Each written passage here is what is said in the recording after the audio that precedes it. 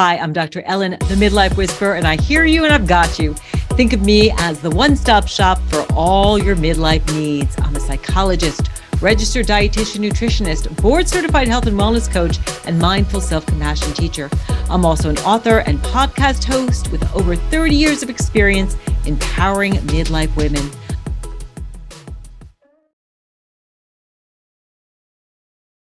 Hey, everybody. Welcome to Rock Your Midlife. Dr. Ellen here, the Midlife Whisperer. We are having a great show today. But first, I got a question for you.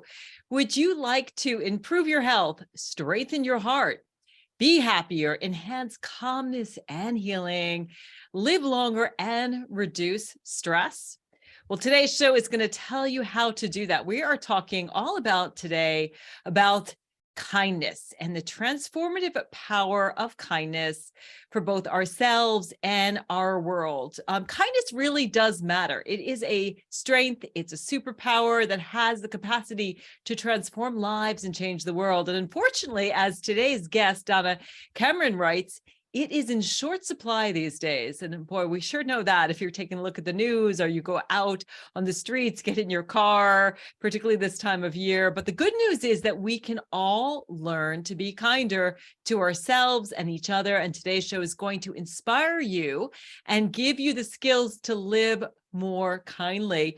You also discover the difference between kindness and being nice. And this is something that Donna, our guest, wrote about. And I found this so fascinating. Plus, you'll find out why kindness can help you live a happier, healthier life and how to be kinder to yourself. And I wanted to start by sharing a kindness story because I think so often we are looking at everything that's going wrong in the world. If you look at mainstream media, there's so much going on that's wrong. And I have to say, I met our guest, Donna Cameron, because a couple of weeks ago, I had Linda Ulrich on, who is the founder of the Goodness Exchange, which is all about bringing you good news of things people are doing, good news in nature, just to show that it's still an amazing world and that there is such a capacity for goodness. And Linda did two things. First of all, she connected me with Donna. She's connected with a bunch of other people because she's got a great podcast and is always looking for amazing stories. And then she also,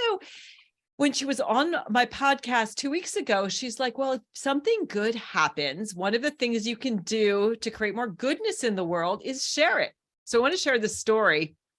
So I live across the street from an extraordinary woman who is 84 years young. She is just a dynamo, and she was planning on taking, it's called the Vermonter. It's a train that leaves Burlington, Vermont, and then goes to New York City. It takes about 7.5 hours, and it's been kind of a cool, comfortable way to get to New York City. A lot of my friends and family have been taking it.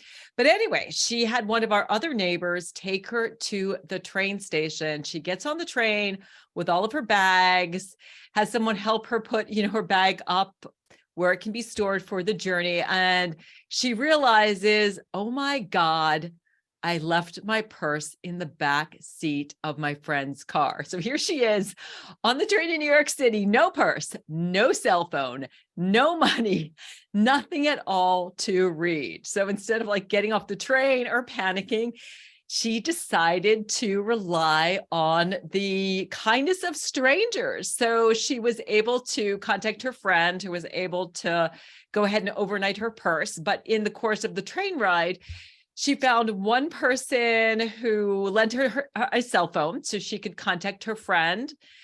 She found another person who gave her something to read because she's like, oh my God, 7 hours. What am I going to do? We're all so used to looking at our cell phones. And then someone else actually lent her money and became a friend who gave her money so that she could get an Uber, so that she could get to her family once she reached New York City. And she arrived everywhere in time. Everything worked out. And it's just such a beautiful story. And as I was researching this episode, realizing even listening to stories about kindness actually is good for you. It raises your levels of what's called oxytocin, which is the mammalian chemical of care and connection. I think it probably raises serotonin too, all of these neurotransmitters. So kindness is incredibly powerful. And the cool thing is that it's a muscle. We can all learn to become kinder. And I've been learning so much from our next guest, Donna Cameron. She spent her career working with nonprofit organizations and causes where she saw kindness in action and was awed by its power to transform. While she considered herself a reasonably nice person with occasional lapses into bitchiness, I know what that's like, usually happens to me when I'm hungry and angry. She knew that true kindness asks more of us. When she committed to a year of living kindness, so she did this, she committed to a year of actually living kindly every day. She blogged about it, and she learned that it takes practice, patience, and understanding. And a sense of humor helps. Her book, A Year of Living Kindly, which I have to say is such a fun read, great gift if you are listening to this before Christmas time, Hanukkah time, and you want to get someone a gift. It's The Year of Living Kindly. It's in its 8th printing. It's been recognized with more than a dozen literary awards and several foreign language editions, and it is now available in both digital and print varieties. And you can, get it at your favorite bookseller or else get it online as well. And she's going to tell us how we can be kinder and also how to have more fun at midlife. Welcome to Rock Your Midlife, Donna. So awesome to have you here. Thank you, Dr. Ellen. It's so nice to be here. Thank you for inviting me and for sharing that lovely story of your neighbor. What wonderful examples of kindnesses. That's fabulous. Yeah, it is amazing. And I live on this island that has like 600 residents off season. And it's amazing how kind we are to each other. We actually have a volunteer medical emergency and fire department on the islands here. And, islanders are always, we have that front page forum. People are always like giving things away, helping people out, communicating. But it's kind of very cool to live in a community where we interact with each other on a regular basis. And I see so much kindness in action. So I want to know, I've got my curiosity going. Why did you embark on this 1-year journey of living a kind life? What spurred you into going for this? I've always been drawn to kind people and wanted to be more like them. And it's not like I was a super bitch or anything, but I realized that for most of my life, I settled for nice. I was raised by a mother who continually said, be nice, play nice, be nice, but never did she say, be kind. And I started to see that there's a real difference between the two, and I wanted to go that extra mile and be kind. And because I'm sort of nerdy, I wanted to research kindness. I had noticed that there were a lot of studies coming out of major universities and scientific institutions and other places about the benefits of kindness, the physical benefits of kindness, the benefits of kind workplaces. A lot of research has come out in the last 10 or 15 years. So in addition to trying to determining that I wanted to spend a year being kinder myself, I really wanted to make a deep dive into kindness and understand it, understand why it's so potent and what some of the research is. So as you noted, I started a blog and was just sharing my experiences. I didn't want it to be all about me. Today I gave $3 to the guy on the corner and that sort of thing. I wanted it to be what I was observing and what I was learning and where I was failing. And then also all of this research about the health benefits, the sleep benefits, the business benefits. One thing I realized very early on, probably by March, was that choosing kindness wasn't something I was going to do for a year and then move on to conversational Italian or playing the oboe or something like that. I really wanted it to be my path for as long as I'm here. So what started out as a 1-year journey experiment really has become my life's passion. Yeah, that's amazing. And I think the cool thing, and you write about this in the book, and maybe you can give us some ideas, is that doing the blog was a way that committed you to doing it. And so do you have other ideas if people are listening and they want to start by making a commitment?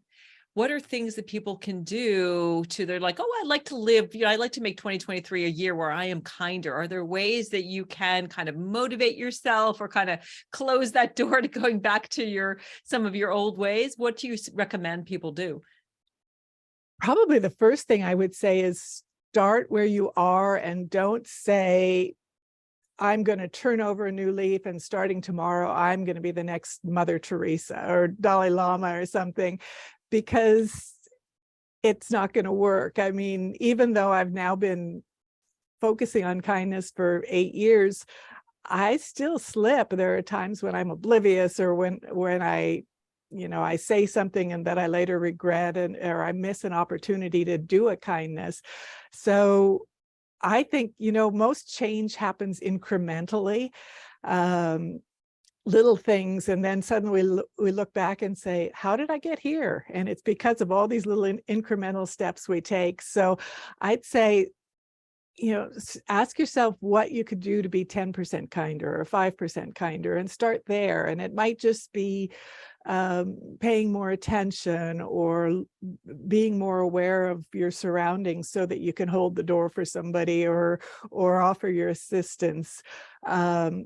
It might be withholding judgment, just different things we do. And then also forgive yourself when you slip, when you realize that you went through a door and the guy behind you was holding a bunch of packages and you let the door fall in front of him. Give yourself kindness. That's a really good place to start too. I don't think we can give sustained kindness to other people if we haven't learned how to be kind to ourselves. And that's going to be different for everybody. It's understanding what our boundaries are, understanding what we need when we need rest, when we need to connect with others, but not thinking that, oh, it's selfish of me to be concerned about my own needs. No, you have to start there. Be kind to yourself. And then as far as blogging, I mean, if you're serious about taking on something new, whether it's kindness or some other thing that you really want to stick with, for me, blogging was the absolute perfect solution because it made me accountable. I invited a few friends to follow the blog, and I knew that if I let my intention slip by the Ides of March or something, that would be really noticeable. So the intention of kindness was something I had set many times before, but blogging held my feet to the fire and made me accountable. So I love so many things you said. First of all, attention. So look around you and pay attention to the things that you could do, whether that is, paying it forward and buying somebody a cup of coffee who's behind you, or the toll, or as you said, opening the door or smiling at someone. And then intention. I find being intentional is incredibly powerful. For me, 2023 is all about more joy and less oi. I really want more joy in my life. And so I start my day, I'm kind of warming up as we're at the end of 22, as we are doing this interview, to when I'm doing my morning kind of meditation rituals of just like, okay, my intention today is to do more of the things that bring me joy and less of the things that bring me oi. And I find that when I'm intentional about it, I realize like most of the things I do throughout my day are joyful, but by actually paying attention to them and having that intention, I notice that, which actually makes me much happier. I realize little things like going out for a walk with the dog, even though I'm in Vermont and the weather's kind of good, but it's like, I get to go out to walk the dog. This is fun. I get to do yoga. I get to do this podcast. It brings me joy. But I think it's the same thing with kindness, to setting that intention. And I feel like attention and intention are like magnets, that you'll start to see opportunities, and even like, praying like, okay, help me out here to find some people and opportunities where I can actually be kinder today. that's great. I love that. I think so often what we look for is what we find.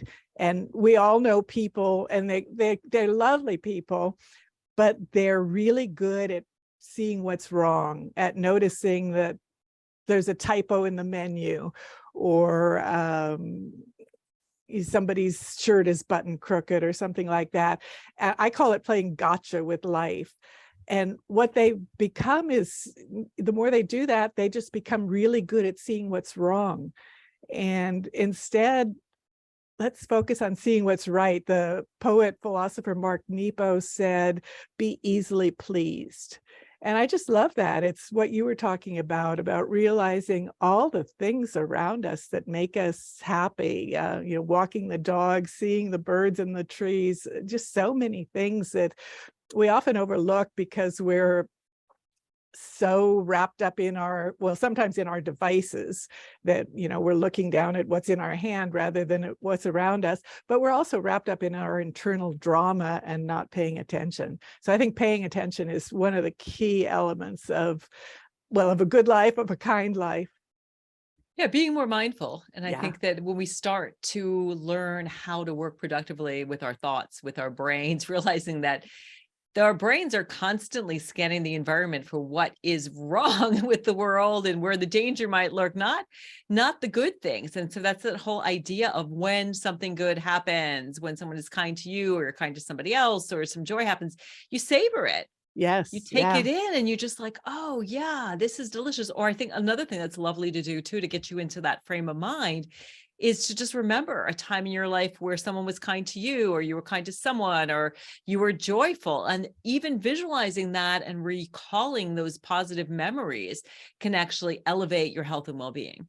Absolutely true. And I would add to that, there's also the intention of, if you're going into a space, whether it's a business meeting or a local party or, even a store, thinking as you enter that door, how can I extend kindness here? What can I do to expand kindness? And sometimes it's just being an encourager.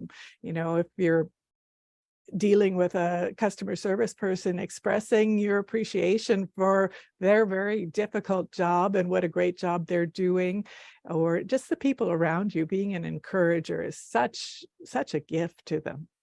And it also creates good karma. I loved the story. I think my favorite story in the book, I haven't finished it yet, is that story that you told about being on the plane and the poor woman who was, I don't know if they call them it, who was managing the flight at the front. All these people were bitching at her and yelling at her, and she was like trying to keep her cool and remain poised. And you walked over to her and you said, you're doing such a great job under all of this pressure. The flight was canceled and she got you on like the next flight out of town.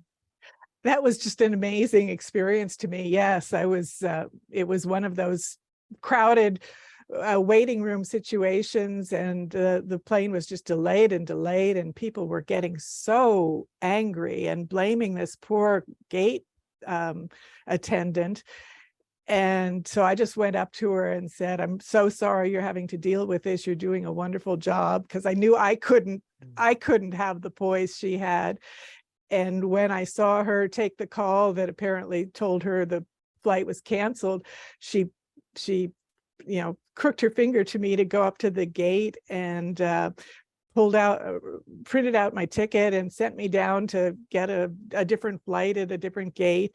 And that's when she announced to everybody else that the flight had been canceled. And they, of course, all rushed up to her. But it was such an unexpected gift and a reminder that, I hadn't said something because I was hoping to get something from her. I just said it because I wanted to acknowledge her. But as I sat on my plane going home and not having to do the crowd thing, I thought, oh my gosh, how powerful a small kindness is. Yeah, and it doesn't cost anything. And actually, it helps both the giver and the receiver. And I think another important point that you make in the book is really that you have no idea what people are going through. Tell another story of, I think it was unruly children, and realizing that the reason they were acting like that is their mother had just passed, and they had no idea how to incorporate it into their reality. Yeah, that's a story Stephen Covey told in one of his books. And it just is such a good reminder that we don't know what's happening in other people's lives. So we need to give them the benefit of the doubt and assume that they're not a jerk. Um, Engage in curiosity. I think curiosity is a huge skill of kindness, to stop and think rather than have a knee-jerk reaction when somebody says something or does something that we find offensive or hurtful. Stop, pause is another key skill, but stop and think, maybe there's something going on here that I don't know, that this person might be just stressed to the limit, or there's something happening in their life that caused them to say or do that. Why don't I give them a little slack? And then, occasionally we do that. We're the person who speaks sharply or does something that we later think, oh, that wasn't my best self. And we hope people will give us the benefit of the doubt and say, oh, she's probably just having a bad day. So we can do that for others too.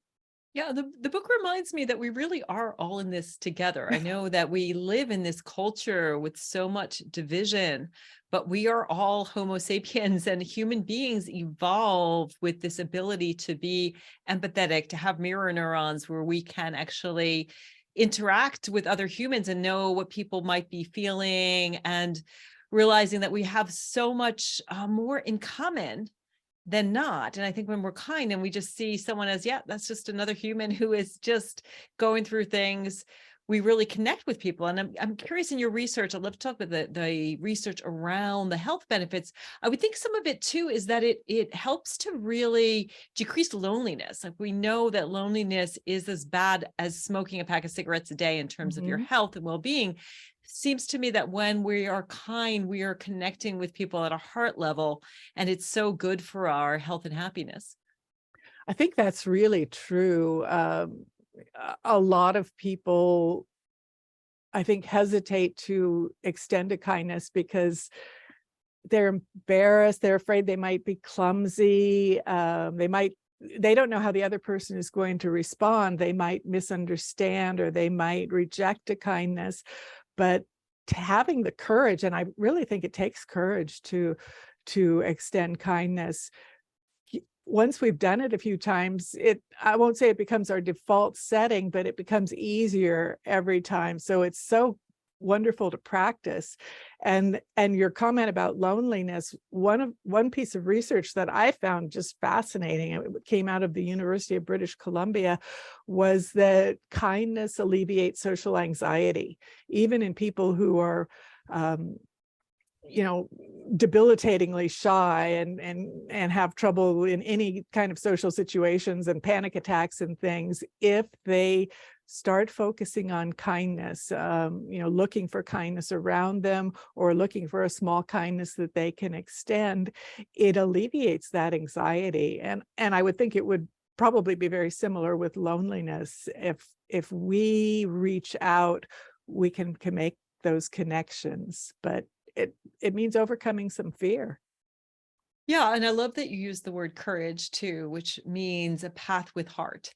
Yeah. So Yeah. following your heart. And anxiety, of course, is like fear about the future. And I think what happens is you probably, between the mindfulness and focusing on others, you're turning off that default mode network in the brain that is kind of creating that anxiety of what could go wrong and where do I fit in. And instead you're focusing on other people and realizing too that, gosh, there must be other people here who feel the same way that I do. This is this common humanity piece. I talk a lot about self-compassion, of realizing that most people feel a little nervous when they go into social situations, even those who are extroverts. I happen to be an extrovert myself and I like to socialize, but there's always that little bit of like, I'm going to, a holiday party tomorrow. I haven't seen some of these people in years, since before the pandemic, of like the nervousness of like, will I see people that I know? And do I look okay? And, will I fit in? But that's such a great tip.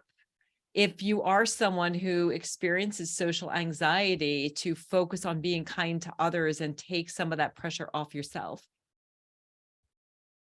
Exactly. Yes. Well, we are going to take a little break. And when we come back, we're going to talk more with Donna Cameron. She is the author of A Year of Living Kindly. It is a fabulous book. If you are looking for a holiday gift or you just want a good read yourself, I love the book because, and we can talk about this after the break, the way that you divide it into really talking about what kindness is and the different seasons of kindness that you went to. And I want to let you know that if you are looking to rock your midlife in 2023, I have created a new program, which is called Midlife Reboot. It is going to be a group program, 3 weeks long, that is going to help you to have more joy, more confidence, and also more energy. Because I find that that is something that women at midlife really are wanting to. And actually, just my producer said we have 3 minutes to the break. So we actually have another couple of minutes. So maybe we'll ask Donna one more question before we take that break. Let's talk a little bit before we take a break about kindness and nice. Aren't they the same or are they different? I'm sure in some people's view, the difference is merely semantic, but for me, I really see a strong difference between the two. Nice is easy. Nice is doing the polite thing. It's doing the expected thing. It doesn't really involve a lot of risk. I can be nice to someone and still make judgments about them, still be impatient and think, oh, when is this going to be over? I can be nice and still be kind of indifferent and not care if they're getting what they need out of our interaction. It doesn't ask that much of me, but I think kindness really does ask more. It asks me to suspend judgment, for one thing, to not be making a judgment about the person that I'm interacting with. And then as we talked about a little earlier, kindness asks us to take some risk, because we don't know how our kindness will be received, and the other person might not be in a place where they can get it or understand it, so they might reject it, or I might do it clumsily, especially when we're starting out. Maybe it doesn't come across as smoothly, as suavely as we hope it would do, or it might call unwanted attention to us. I think kindness in some ways makes us vulnerable. I sort of think of kindness as a verb, an action word. It asks me to jump in, to offer some assistance, to a word that you've used a couple of times, to be intentional about creating a positive experience or interaction. I often say that, to sum up kindness in 2 words, extend yourself. It really means going beyond, my safe confines of my my comfort zone and taking some risk. Extend yourself. I think the energy is really different. I think about Yeah. nice a little bit like being a people pleaser. Like it's all about you're focusing on yourself. And I'm going to be nice because I want people to like me. Whereas kindness is I want to, like you said, extend myself, love you, take care of you, ease your pain, put a smile on your face, where you are extending yourself in a different way. You don't have to do it. But I have a lot of clients who struggle with this people pleaser. And I think it's something that our generation really does struggle with. And I think kindness is that focusing on the other, whereas niceness seems like you're focusing on yourself because you want people to like you and you don't want to create any waves. Oh, I think that's a good distinction. Yeah. I think to add to that, kindness is acting in a way, modeling how you want the world to be. What kind of a world do you want to live in? Yeah, absolutely. Well, we are going to take a break. And if you want to be kind to me, please leave me a review on your favorite podcast platform. Rock Your Midlife is available on all the platforms. And I would love to know what you think about the show. If you want to reach out to me, just go to themidlifewhisperer.com. You can connect with me there if you're interested in my Reboot Midlife program. And I would be happy to share that information with you and answer any questions. So we are going to take a little break. And when we come back, we're going to talk about skills that you can develop to live more kindly in your life. You're listening to Rock Your Midlife. We'll catch you in a few moments. You are clear. Thank you kindly, Josh. I'm sorry I was looking at my clock and I'm and I was thinking, oh my gosh, we go at like 28 usually, I guess. It just depends. We usually Okay. go right at the bottom, but it's your hour. We can go however you want to go. So the end of the show is the only thing that really matters. Okay. So if were you listening? If I did an out there, would you have, Yeah, if you'd have gone to Yeah. break when you say we're getting Oh, ready, I okay. would have gone to break. All right. You're Okay. fine. All right. Well, I That's can what do I'm that. here for. Okay. Well, thank you kindly. I appreciate you and hope you are learning some things from my show. Not that, I don't know if you're at midlife or not. Every So, time. yeah. Thanks, Donna. That was fun. So we can talk about, some of your other points about the difference and maybe share some more stories and things like that. But I Great. love what you've Good. been sharing so far. I'm having fun and the time is just flying by. I was amazed to see it. It's 11:30. Yeah, it's 2:30 and very gray where I am. It's I would pretty. wish kindly that the sun would come out, but well, you live in Seattle, so you know what that like I greenery is do. about. Yeah. Yeah. We always really appreciate it when we do see that blue sky and sun. All right. Well, we have to take a 2-minute break and then we will be back. So we still are on Facebook. So for all of those people, I do have a couple of Facebooks. So hello to the Facebook people who are watching. I know there's always a few of you, which is great. I love my dear friend Jennifer, who often listens on Facebook. Oh, that's fabulous. Yeah, and it is. Facebook is a good place to connect with people. A lot of kindness going on there.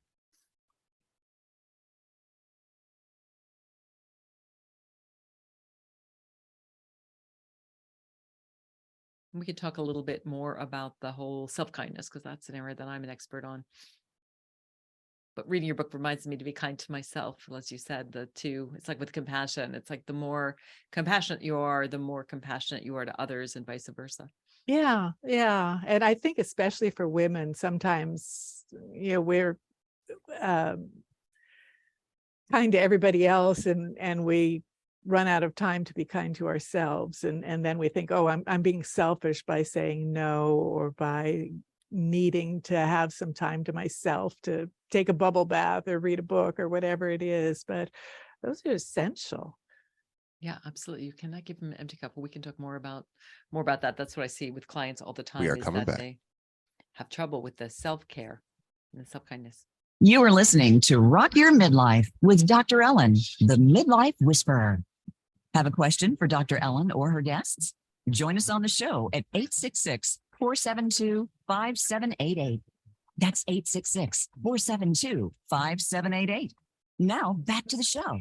Here again is Dr. Ellen, the Midlife Whisperer. Welcome back, everyone. I hope that you are learning a lot about kindness. Hey, I would love it if you shared a story, if you wanted to call that listener line and share a story of a time you've been kind and how it made you feel, or a story about some time that someone was kind to you. I'm always amazed. I think I talked a little bit about my breast cancer diagnosis, but I have to say, so much kindness. I was just floored by the level of care and deep kindness that people show to me, particularly where, we were still kind of in the pandemic. And I know that a lot of medical people working in the medical field had a lot of fatigue. And I have to say, I've had been shown so much kindness and have been able to pay that forward a little bit to help other women who are struggling with that. I think so. I've had some really wonderful conversations of people who have been diagnosed and just being able to be supportive. So it really does help you to feel good and be happier. And it actually improves your physical health and well-being. So love to know, Donna, who we're talking with now, who's written this great book, A Year of Living Kindly. What keeps us from being kind? Even though we want to be kind, what's getting in the way? What are the blocks to kindness? I think there are several. The first one is probably fear, and fear comes in a lot of different flavors. We've talked about it a little.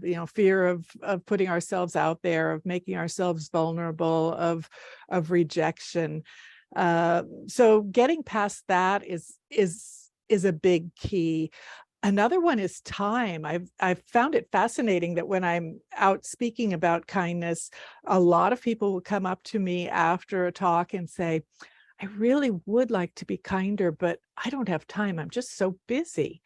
And, there's nothing around that. We are busy. Most of us are overscheduled and overwhelmed, and it can take time to be kind, to stop and talk to someone as we hand them a couple of bucks, or to go out of our way to help someone, or to teach somebody rather than jumping in and saying, oh, let me do it, I can do it faster. All of those things do take some time. But I think if we sort of tweak how we think about both kindness and time, we can get rid of that concern. I started thinking about kindness as my job. My number one job was to be a kind person. And that way, it's taking a little time to help somebody wasn't a big deal. Kindness isn't something that we look at as an add-on when it's convenient, or when we have time for it. It's the lens that we view life through. So that time element, it's a big one, and I won't say it's not important, but I think if we just look a little bit differently at it, it's not a big concern. And then excuse me, being oblivious. We talked about this a little bit too. Excuse me. But being so involved in our devices or our own internal concerns that we don't notice what's happening around us. I think also over the last couple of years, some of us have forgotten some of the social niceties. We've forgotten how to stop and say thank you and please and those things. So we just need to practice a little. Keeping score is another one. This is something that I noticed, and it really surprised me, but then became a big aha. A lot of us tend to keep score in our lives. We don't invite another couple over because it's their turn to invite us, or we think about, well, did I give him a present as nice as the one he gave me, or whose turn is it to empty the dishwasher? Or, in a couple, whose turn is it to initiate romance? All these things we keep score on. And if we just let go of that, there's so much more joy and so much less resentment in our relationships. So those are some of the things. I think laziness is another thing. We tend to stay in our comfort zones, and it's so easy to just stay there and not get up and go help. Yeah, it feels like there's layers, right? Yeah. It feels like this sort of I have no time is kind of like a layer, these excuses that we put on because we are not paying attention and being intentional, and maybe even understanding how beneficial it is and what a difference we can absolutely make. Yeah. I feel like the real issue is the fear that we have, the fear of looking vulnerable, the fear of looking silly. Will someone, what'll happen if I open up this door for someone, or I help somebody with packages, because a lot of these things really don't take any time. It doesn't take any more time to be at the checkout line and smile at the person who's checking you out and saying, I really appreciate you doing your job. Thank you so much for being here today, helping me, bag my groceries. It doesn't have to necessarily take more time to be kind, but I think there is this fear. And there's also, I think that, that vulnerability that Brene Brown talks about so much, of just, connecting heart to heart with another human being and saying, I see you and I appreciate you. And I want to let you know that, I care about you, or you're doing a good job, or thank you for being here today. So I think it's a habit that we can form over time. Did you find that yourself? When did it sort of click in and become a little bit more habitual for you? Or did it? Well, I think it has, although, admittedly, I'm not a paragon and I still slip. But I think it was when I started reminding myself to ask what I can do in this situation to bring more kindness to it. And whether that's not responding to someone who says something that's sort of provocative or rude, or saying something to them to acknowledge that I know you're having a hard day and you're doing a great job. It's an ongoing lesson, but it really does does pay off and becomes easier. And then the magic is when you get to the point where you think, oh, there's going to be an opportunity to be kind here. I can't wait to find it. That's cool. Yeah. What are some of the ways that your year of living kindly impacted your well-being? Oh, it was just so much fun. I started out thinking it was just going to be a small thing that I was doing, and a few friends were going to maybe be following the blog, and I would be sharing what I was learning, and had my nerd flag flying with all the research. But I connected with so many people, and a lot of people started following the blog. So all of these people that I had not known before started commenting and sharing their stories of kindness. And then I had opportunities to go out and speak to groups and meet people who would share their stories of kindness. And it just reminded me of how much kindness there is in the world. I mean, certainly there's no question that we're seeing a lot of unkindness too, but there's so much kindness out there. And one of the things that I learned early on that was a big aha is that kindness is contagious. If we experience it, even if we only witness it, we're more likely to be kind in our next encounters. But on the same side, science has shown that unkindness and rudeness and incivility are contagious. So if we see that, if we experience it, we don't have to, even just being a witness to it tends to make us behave badly or rudely in our next encounters. So that to me was a huge aha, in that I have a choice of which contagion I want to spread. And, especially after 3 years of pandemic where we're talking about this daily, I see kindness as potentially an epidemic that, maybe in 2023, we can replace all the incivility we've been seeing with kindness. Why do you think we're seeing so much incivility, and particularly on social media Oh, well, and in the news? yeah. I don't know if it's more than there was before. It's just more visible. I think we saw some norms over the last few years that people didn't cross before, that suddenly it was okay. I spoke right before the pandemic. I was invited to speak at a high school, and a local high school, and the kids were just wonderful, but they were concerned about what they were seeing. I remember one girl standing up and asking me, why should we be kind when we're seeing our political leaders call names and tell lies and be incredibly uncivil? And that's hard to answer. These are the people that supposedly are modeling to the young people what the world's supposed to look like. But instead of falling for that, they were creating committees to welcome new students, or to make sure that, they had a bench at the high school where if anybody was lonely or didn't have anybody to eat with, they could go and join people on that bench. They were doing some really creative things to extend kindness throughout the high school. And that just gave me so much hope for the world.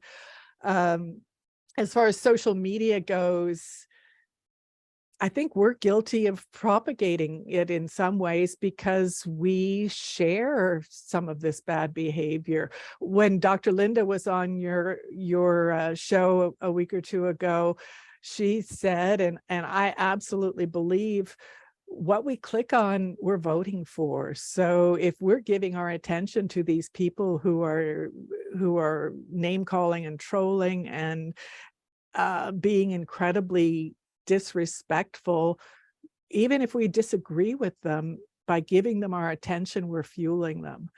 So it's going to take some time, but I think if enough of us finally say no more, I'm not going to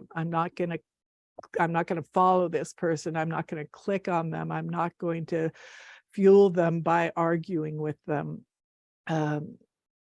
Kindness doesn't mean we have to interact with everybody. I think we can be selective about who we will interact with. And also what media we choose. I mean, I think that the mainstream media, Absolutely. when I read my morning newspaper, which I sort of glance through, 90%, especially on the front page, is all negative news media, because we live in this, if it bleeds, it leads culture. And, Yeah. my story about my next door neighbor and her losing her purse and all that kindness is not going to make the news. No, Which and is why it's great that, people like Dr. Linda are doing things where you have opportunities, like she was saying 2 weeks ago on my show, that you can choose what you want to pay attention to, and the algorithm will learn that. And the more the AI understands what you are interested in, the more of that type of thing will show up in your feed. So you can consciously make a change in terms of what shows up for you and what shows up for other people. Exactly. Yeah. And her site, her social media site, The Goodness Exchange, is a perfect example of people sharing stories, some of them very big, but some of them just small human interactions that inspire us. It's wonderful. So do you feel like we have to be kind to everyone? No, I really don't. Because there are some people who have no interest in being civil. They like being trolls. They like the attention they get. They're fueled by it. And we just, sort of add to their fuel if we pay attention to them. So now that doesn't mean we should be uncivil to them, but it doesn't mean we have to connect with them at all. It's a choice. And I think it's a kindness to ourselves and to the world if we let those people, fall to the wayside and spew their hatred and their fear. I do feel sorry for them, because I think a lot of those people are very afraid. The world may be changing in ways that doesn't favor them anymore, or they don't understand, and they're acting out in ways that it's all they know how to do. So I think, depending on who you're dealing with, being civil and being kind to them might get through, but then there's a whole group of people who they're not going to change, and we don't need to waste our time or energy on them. And we also don't need to be kind to people who treat us poorly and are unkind to us. And in Rock Your Midlife, I talk all about rehabbing your relationships and boundaries. And certainly when people don't treat you well, you can try to be kind and courteous, but it's okay also to say, like, you know what, this is not where my energy should be spent. It's okay to not be kind to everybody. So I want to talk a little bit, we've got a few minutes left. I want to dive into self-kindness, because that's one of my favorite topics. And we were talking during the break when we were off air about how people, particularly women, feel really guilty when they are kind to themselves. And I say this all the time when I'm working with something called immunity to change. And I'm talking with someone and she's like, I don't know why I don't do the meal planning. I don't know why I don't, go to the gym or do that yoga class or read that book, take that long soak. I want to do these things. It's not like I don't like eating right and be in exercising. And when we dig deep, it's like, oh, every time I put myself first, I feel guilty. And this guilt can be so overwhelming that it shuts you down. It's either guilt, or they feel like, well, if I'm not available to my kids and my grandkids 24/7, that I won't be loved and needed. So I think we have this, immunity to change the system that we need to shine a light on. I'd love to have your take. We perhaps can talk a little bit about ways to be kinder to ourselves. But what's your take on why people, particularly women, have so much trouble being kind to themselves? Well, I think it's just sort of a cultural, historical view that women need to put others first, and that self-care or self-kindness is selfish. But I go back to every motivational speaker practically that I've ever seen says, remember when you go on a plane and somebody said, and the flight attendant says, if there shall be change in pressure, your oxygen mask will drop. Be sure to put yours on first.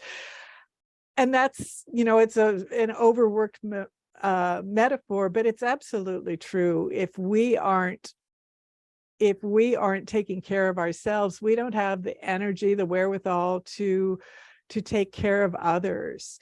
And each of us has to recognize what that means for us. It might be changing our negative self-talk. A lot of us have these tapes in our heads that just continually tell us all the things we're doing wrong, or all the things we are not doing enough of, or we're doing too much of. It might be knowing who we want to spend our time with and who we don't want to spend our time with, setting boundaries, and just knowing those little things that make us happy, and knowing that we're worth it. We're valuable too. So taking that time to read a good book, or to take a bubble bath, or whatever it might be, it's not selfish, it's essential, and it's how we're able to have the energy to care for others. I guess the other thing that I would add, that it's sort of a kind of self-care but it's also a skill of kindness, and that's being able to receive. A lot of us, and I'm thinking mostly of women, but I think it's true of some men too, we're really good givers. We're really good at giving to everybody and knowing what they need, and going out there and doing our all for others. But then when somebody tries to give to us, we demur. We say, "Oh, no, I don't need that, thank you." And we refuse gifts, even actual material gifts, or a seat on the bus. If somebody offers their seat to us on the bus, "Oh, no, I don't need that." Or compliment. Or we don't. Yeah, I was going to say, we don't even accept compliments. Compliments. So I think that, yeah. that I think in our hustle culture, you had alluded to, people who say they have no time, that self-care can just feel like one more thing on your to-do list between doing the laundry and getting that report finished. And I feel like there's this burden. I think we need to think about self-care differently. Self-care can be, I just shut my eyes for 30 seconds and just take a little break. Or even, I make sure that I have enough water, or I get a standing desk and move around. But I think we need to rebrand self-care a little bit and look at it as, how am I being kind to myself? How am I treating my body, my mind, my heart? Where am I at with relationships? What do I need today? And then sticking in these little breaks throughout our day so that we feel good. Absolutely. And if it's really, really hard for you, you can reframe it too and say, self-care, accepting somebody else's kindness, or giving myself some self-care, is a gift to others. So it's not selfish. It's a gift to somebody else by being my best, strongest, most open self. And I loved what you said too about being not being judgmental, being kind. And that's the sort of the first element of self-compassion, is talking to yourself like a good friend, being kind in your self-talk and not judgmental. And I know it takes time, but I know for myself, I've been practicing self-compassion for about a decade, and I look in the mirror and I like what I see, and I forgive myself, and I let things go, and I try to talk to myself in a positive way. And when I make a mistake and feel bad, I'm like, okay, I'm human. That's the second element, is common humanity, knowing that we all fail, we all make mistakes. And then that mindfulness element, where you notice when you are stressed and struggling and feeling overwhelmed, and you can just give yourself what you need. Yeah, that's beautiful. Absolutely. Yeah. Yeah. And the beauty of it is, like kindness, self-kindness and kindness to others, it truly is a muscle. And it is something that we can go to the kindness gym every single day. I think every day we get an opportunity to hit reset, hit reboot, start again, decide like, okay, today I'm just going to be a little kinder to myself and other people. And I'm going to notice what difference it makes in my life. Mm-hmm. So true. It takes practice, just like if we want to be a better tennis player or piano player, we're not going to play a symphony the first time we sit down at the piano, but the more we practice, the better we get at it, and the more joy we derive from it too. So yeah, it takes practice, but it's a joyful practice. Yes, it is. And I want to say we only have about 2 minutes left, but I know that one thing you're doing at midlife too is you're having more fun. It's interesting that this whole kindness practice has led to you being more joyful and having more fun in your life. Can you tell us a couple of things that you're doing that are Uh, lighting you up? I really am having more fun, and I wouldn't say it's that I'm doing different things. I think I'm just bringing a different attitude to them. We sold our company a couple of years ago, right before the pandemic, which turned out to be very good timing. So I'm not working full time anymore, and I used to work ridiculous hours, but I loved it and wouldn't change that for anything. But now I just have so much more time in my life, and I think I'm just more aware of the things around me, small things, big things. Um, and it's a transition going from working 70 hours a week to having all this time, but it's a lovely transition. And I think I'm trying to honor it and be aware of the fact that going into this next stage of my life, maybe you call it old age or, older age, it can be a tragedy or it can be a great adventure. And I'm looking at it as a great adventure. And so as much fun as I can have, whether it's going hiking or reading all the books that I want to read, or just interacting, reigniting friendships has been wonderful. Awesome. We have to go. We have to wrap it up. I think we Okay. could talk all day about kindness. Donna, thank you so much for being here. The book is A Year of Living Kindly. Thank you all kindly for listening. I'd love to hear what you think about the show. Leave me a review and we will catch you next week. You're listening to Rock Your Midlife. Thanks for being here.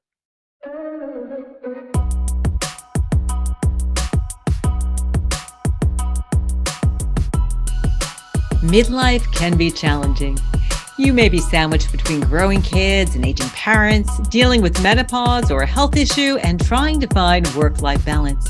Or maybe your life looks good on the outside, but inside you're feeling stuck and wondering how to get your confidence, energy, and joy back. Hi, I'm Dr. Ellen, the Midlife Whisperer, and I hear you and I've got you. Think of me as the one-stop shop for all your midlife needs. I'm a psychologist, registered dietitian, nutritionist, board-certified health and wellness coach, and mindful self-compassion teacher. I'm also an author and podcast host with over 30 years of experience empowering midlife women. I provide inspiration and wisdom to help you transform your health, your mindset, your relationships, and your life so you can rock midlife.